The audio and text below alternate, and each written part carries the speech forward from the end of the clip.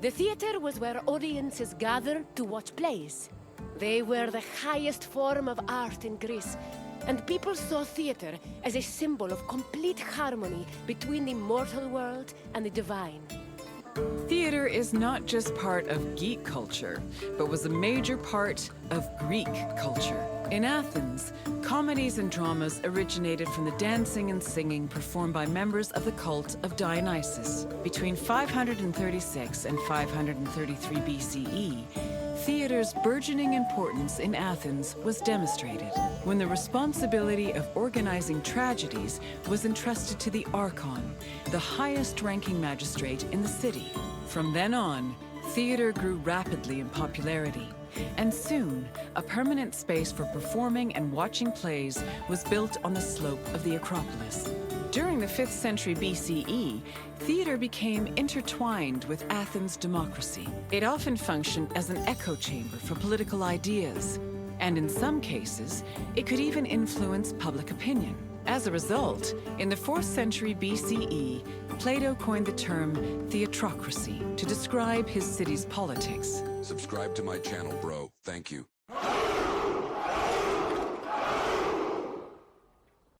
Theatrical competitions were held in the sanctuary of Dionysus Eleutherios, god of wine and patron of drama. Dionysus was the son of Zeus and a mortal woman named Semele. Stories say that Zeus, who had fallen in love with Semele, appeared to her holding a lightning bolt in his hand. Semele was tragically struck dead by the lightning, but Zeus managed to save her unborn child, keeping the embryo in his thigh until it fully gestated. This is why the name Dionysus is sometimes thought to mean born twice. In Athens, theater was a part of the cult of Dionysus, and stage productions in the god's honor were held during festivals like the Linnea and the great Dionysia. In Athens, there were 3 festivals that honored Dionysus with drama performances: the rustic Dionysias, the Linnea, and the great Dionysia. For the rustic Dionysia, each deme of Attica organized their own Dionysiac procession. The parades were full of phallic songs, dances, and symbols meant to signify fertility, and participants wore drunkard masks and sang bawdy lyrics about the god. The Linnea was the oldest Dionysian festival. It was exclusively reserved for Greek citizens and mostly made up of comedy performances. Finally, the great Dionysia was the most important festival. Taking place over several days, it began with a parade called a phallophori, followed by a dithyramb contest, and ending with consecrated drama competitions. The great Dionysia was supervised by the head magistrate known as the archon, who was assisted by 12 other magistrates. Among his duties, the archon picked choregoi, rich Athenian citizens responsible for providing the budget for rehearsals and performances. 2 days before the Dionysia, a ceremony called the proagon took place where playwrights introduced their work. The Dionysia finally began in earnest with a procession to the god's temple, followed by sacrifices and a symposium. The next 2 days centered on dithyramb contests, while the final 4 days were dedicated to drama competitions. The contest's outcomes were decided by 10 judges who were appointed at random by the archon. The judges placed their votes in an urn, and 5 of the votes were randomly picked to determine the winner.